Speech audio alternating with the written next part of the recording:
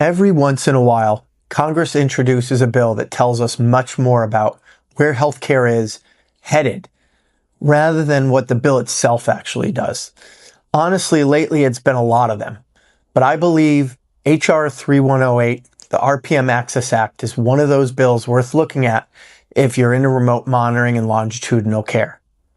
On the surface, it's about remote patient monitoring, but after reading the legislation, and it's a short one worth reading if you have the time, I think the bigger story is that it offers one of the clearest indications yet of what policymakers increasingly expect digital healthcare to look like over the next decade.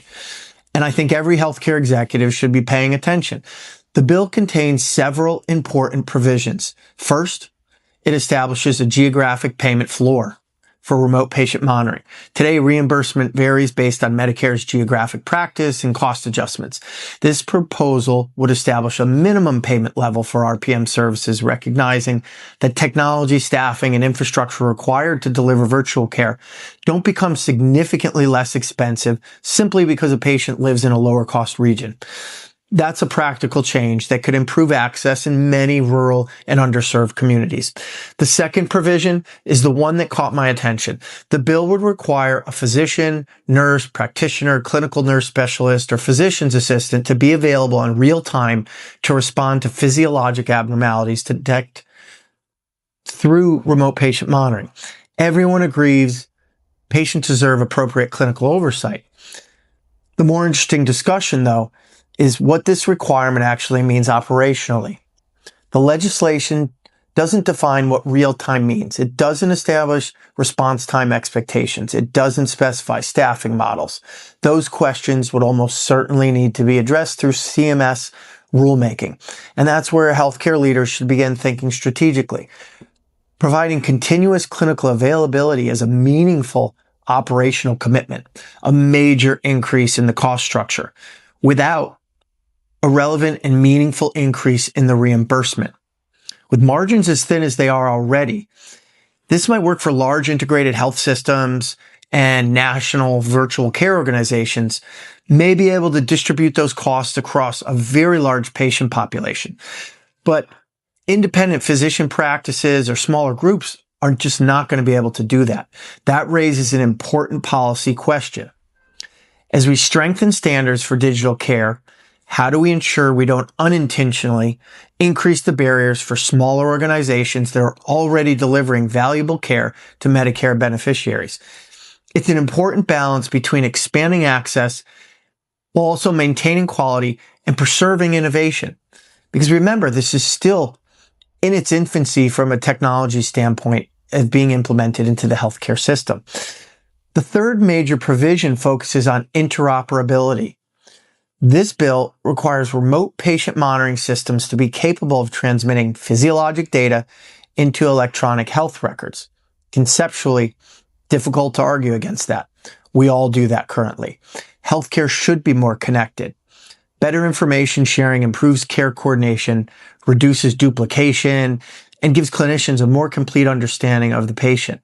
But we should also recognize the magnitude of that undertaking. Healthcare remains one of the most fragmented information ecosystems in our economy. Thousands of hospitals, thousands of physician practices, multiple electronic health record vendors.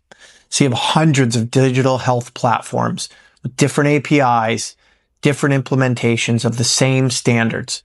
This can be quite cumbersome. It's easy in bulk when you're working with a large institution, but when it becomes fragmented through a number of smaller providers, it becomes really difficult to implement this at scale. So the destination is clear. Better interoperability. The implementation, though, is far more complex for it to be ubiquitous through everyone involved in the program. And perhaps the bigger question our industry will eventually have to answer is whether connecting thousands of independent databases indefinitely is the optimal long-term architecture, or whether new models of patient-authorized information exchange can accomplish the same goal more efficiently. I know the government has been looking and promoting, smart cards. So, I think the FHIR standards have become standard, but we don't have a standard place for all of this data to be housed. So I don't think we have a clear answer yet, but I do think it's a conversation we're going to have.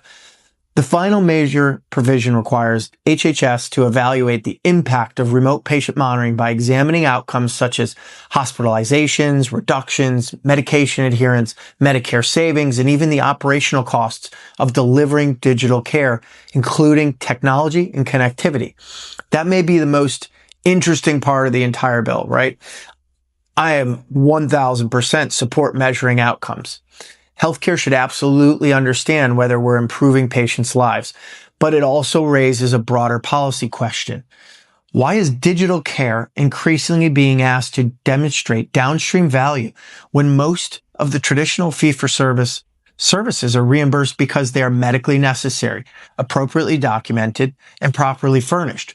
We don't generally require an office visit to demonstrate reduction in hospitalizations before Medicare pays the claim.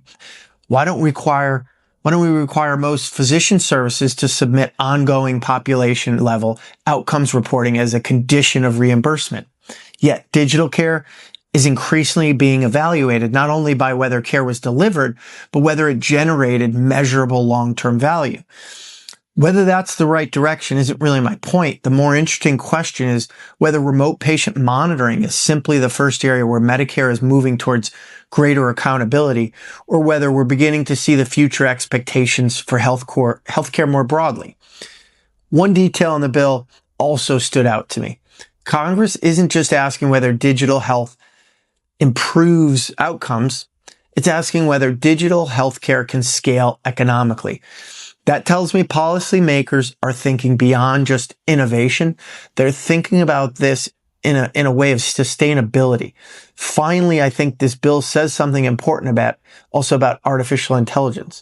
So some may assume that requiring greater clinical oversight reduces the value of AI. I actually think the opposite is true. As expectations for clinical oversight increase, no organization can realistically expect clinicians to manually review every blood pressure reading, glucose value, weight measurement, or physiologic alert generated across thousands of patients. The role of AI isn't to replace clinical judgment. It's to help ensure clinical judgment is applied where it's needed most.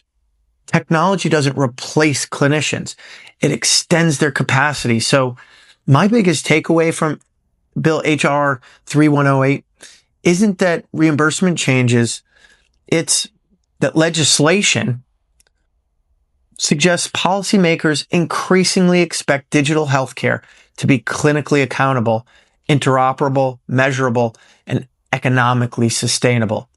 Whether this bill ultimately passes exactly as it's written, isn't as important, but the legislation evolves. Rulemaking evolves. The broader direction of policy is what I think healthcare leaders should be mostly watching. Because if these signals continue, we're moving towards a healthcare system that is continuous instead of episodic. It's connected instead of fragmented. It's measured instead of assumed, and technology enabled, but fundamentally clinician led. The organizations that begin building these capabilities today won't simply be prepared for the future. They'll help shape the future of healthcare.